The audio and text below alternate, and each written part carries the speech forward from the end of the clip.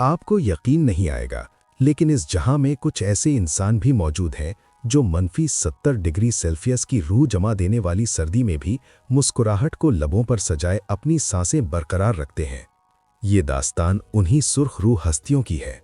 आज के दिन आप और मैं सफ़र पर निकल रहे हैं दुनिया के शिद्दत सरमा में बसे उन लोगों के साथ, याकूत नोमैड्स, जिनका ठिकाना न कोई गांव है न कोई शहर, बल्कि बर्फ की मोहर लगी वो धरती है जहां जिंदगी हर लम्हा अपना कठिन इम्तिहान लेती है। सुबह ठीक 6 बजे तारीख सर्दी का जाकसफ हमला। सुबह की पहली सांस ही गोया जिस्म में गहरे जख्म की सूरत महसूस होती है, क्योंकि याकूत ज़मीन का दर्जा हरारत आज -60 से भी नीचे गिर चुका है। हवा का हर एक झोंका चेहरे की जिल्द को एक तेज धार छुरी की मानंद छील रहा है।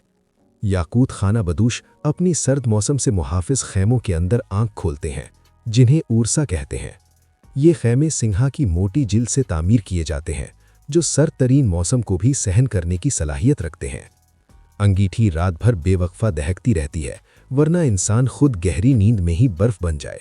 मगर सिर्फ अंगीठी ही काफ़ी नहीं। अगर इसका रुख बंद कर दिया जाए तो ऑक्सीजन की मिकदार कम हो जाती है। चुनाचे एक बर्तन में पानी रखकर हल्का सा मनफस खुला छोड़ा जाता है, ताकि जहर भरा धुआं रफ्ता रफ्ता बाहर निकलता रहे।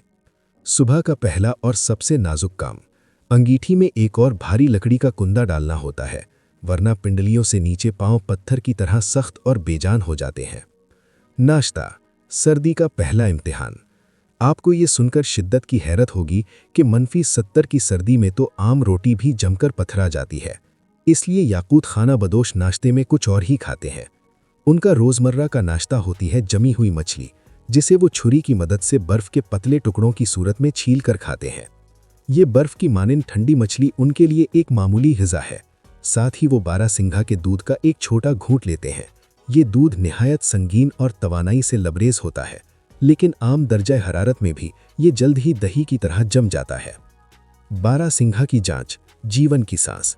अगर याकूत नोमैड्स के बारासिंघा मर जाते हैं तो उनकी ज़िंदगी पल भर में ख़त्म हो सकती है। ये बारासिंघा ही उनका सफ़र, उनका खाना, उनका ईंधन और उनका लिबास सब कुछ है। सुबह सबसे पहला काम बारासिंघा की सेहत की जांच करना होता है।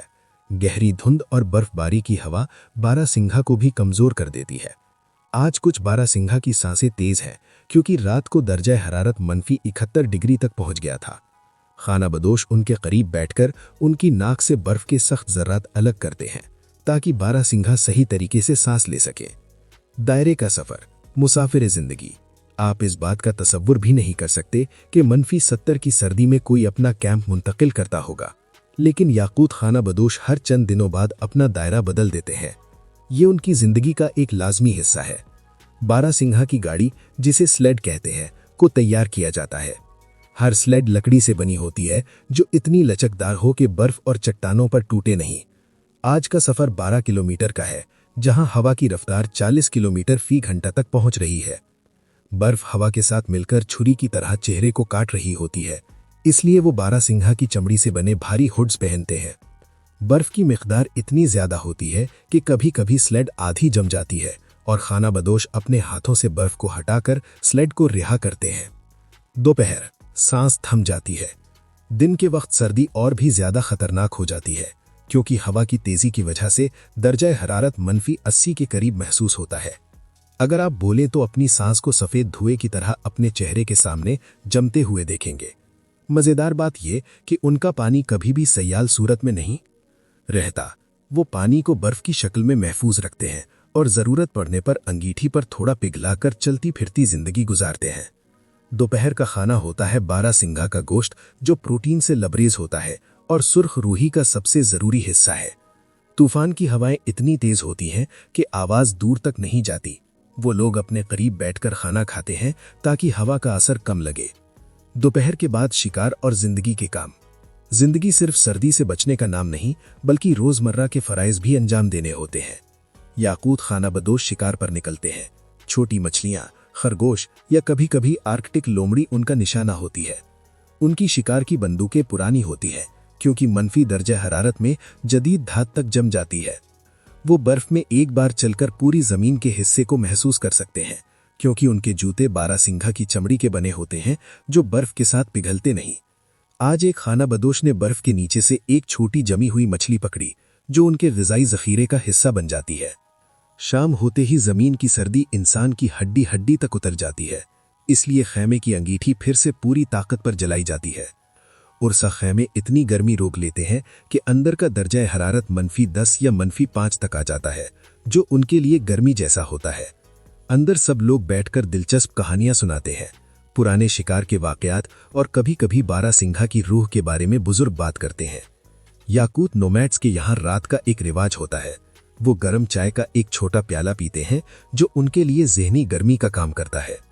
रात, जमी हुई तारीकी में खो जाना। रात की सर्दी दिन से दुगनी होती है और यहाँ अंधेरा पूरी दुनिया को निगल लेता है। दर्जे हरारत -71 डिग्री तक गिर रहा है। खैमे के बाहर एक मामूली आवाज तक नहीं आती, सिर्फ बर्फ की सरसराहट सुनाई देती है। सब लोग एक साथ सो जाते हैं ताकि उनकी जिस्मानी हरारत खैमे को थोड़ा गर्म रखे। बारासिंघा के छोटे बच्चे खैमे के करीब बांधे जाते हैं ताकि उनके बचाव के इम्कानात बढ़ जाएं। आज रात बाहर का दर्जा हरारत इतना कम है कि पानी का एक लबरेज प्याला सिर्फ 15 सेकंड्स में बर्फ बन जाता है। रात के बीच में एक खानाबदोश उठकर अंगीठी की जांच करता है, क्योंकि अगर अंगीठी बंद हो जाए तो पूरी बिरादरी मौत के करीब आ जाती है। आप सोच रहे होंगे कि कोई इंसान इतनी सर्दी में क्यों रहता होगा, लेकिन याकूत नोमैड्स के लिए ये सर्दी उनका मुकद्दर नहीं, उनका गुरूर है। उनकी सकाफत, उनकी ज़मीन, उनकी बारासिंघा सब उनकी ज़िंदगी का वो हिस्सा है जो कहीं और नहीं मिलता। दुनिया के सबसे ठंडे लोग मगर सबसे जिंदा दिल। ये लोग वो सच दिखाते हैं जो हम शहरों में रहते हुए भूल जाते हैं कि ज़िंदगी मुश्किल हो सकती है, लेकिन इंसान मुश्किल से भी ज़्यादा मजबूत होता है।